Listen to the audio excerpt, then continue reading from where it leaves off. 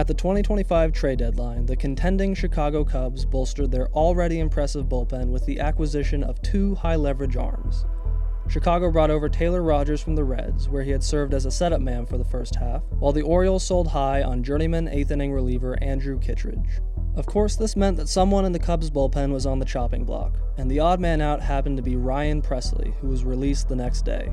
Once upon a time, the Cubs had high hopes for Pressly, acquiring him from the Astros after he put up 4 consecutive solid seasons as a closer and setup man in Space City. The 2025 season had not gone to plan though, as Pressly sported a less than stellar 4.35 ERA through July 31st and had been pushed from his closer role. What had once been a blockbuster acquisition in the offseason had quickly turned into a mistake by the Cubs and a quiet end to an otherwise great career. But hold up. Was he really all that bad? 7 runs have scored. It's 12-5 Giants. And there's nobody out. May 6th, 2025. The Giants were in town for a 4-game set against the Cubs, and both teams were sitting near the tops of their respective divisions after a hot start to the season on the backs of elite offenses, with the Cubs leading baseball in runs scored and the Giants in 6th place not far behind. The Giants jumped out ahead early and established a 4-0 lead through the 3rd inning. A Miguel Amaya 2-run shot in the 3rd brought the Cubs back within 2 runs, but the Cubs' comeback wouldn't be complete until Kyle Tucker sent the game to extras down to their last out in the 9th inning. In a tied 11th inning, the Cubs turned to their closer Ryan Pressly in a leveraged spot as they had many times in the young season. Pressly at the time was sporting a glamorous 2.08 ERA. The rest, unfortunately, is history. Ramos to left, hit it hard. Happ going back, and it's over his head. He lines that one into center field. He squares to bunt, bunts it. He takes, way inside, it gets by Kelly. Lee, line drive, base hit, right field. Into left field, another hit. Yep. Here's another base hit. Wilmer into left. Jung-Hoo Lee comes around 3rd. The throw off line. Hill scores standing. When the dust had settled, Pressly had allowed a double to Heliot Ramos, a single to Patrick Bailey, a sac bunt to Brett Wisely, a walk to Mike Yastrzemski, a hit by pitch to Willy Adames, a single by Jung-Hoo Lee, a single to Matt Chapman, and a single to Wilmer Flores. All in all, Ryan Pressly had become the first reliever in MLB history to allow 8 earned runs, not record an out, and earn the loss. Quite possibly the worst outing in the history of baseball. After that night, Pressly's impressive 2.08 ERA had more than tripled to 7.62. Pressly's once impressive season was now permanently stained.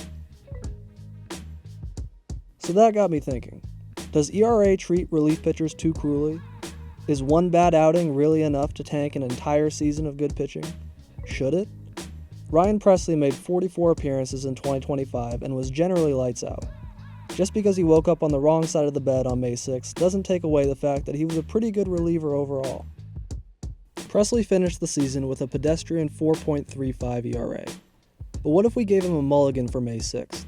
Subtracting that appearance, his ERA dwindles to 2.61. That means that in 43 of his 44 appearances in 2025, Ryan Pressly was a 2 ERA reliever. We'll call that his Mulligan ERA, or MOL for short. Unlike starting pitchers, the small sample size of a reliever season means that a single bad outing can ruin an ERA. Mulligan ERA sees through that disparity and points out pitchers that may be unfairly treated by the cruelty of a small denominator. Still not convinced? Take these 2 pitchers for example. Both pitchers finished the season with 10 games pitched, 5 runs allowed, and an identical 4.5 ERA. However, those 5 runs come in different ways, with pitcher A giving up a run in 5 of his 10 outings, and pitcher B having 1 blow-up appearance in which he allows all 5 of his runs. As a manager, would you rather have a reliever that negatively impacts the game half the time he pitches, or a reliever that hurts the team once and is a reliable shutdown pitcher the other 90% of the time? My money's on the latter. While regular ERA quantifies them the same, Mulligan ERA rewards the pitcher that is effective more often than not. Are there other relievers out there whose solid seasons have been disguised by a single bad game? By looking at all relievers with at least 30 innings pitched in 2025 and subtracting their worst game, we're left with a pretty interesting looking leaderboard. To no one's surprise, Presley sits near the top of the list with a 1.74 run differential between his ERA and Mulligan ERA. Several names on the list still have terrible ERAs even with a Mulligan, so we'll leave them alone for now. A couple of spots below Presley is Alec Jacob, who suffered through a 6-run appearance on May 21st against the Blue Jays.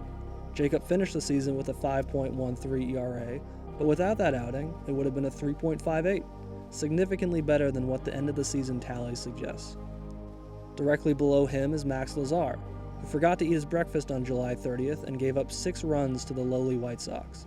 He was stuck with nearly a 5 ERA, but in his other 35 appearances, he was a 3.51 ERA reliever, again much more respectable than raw ERA gives him credit for.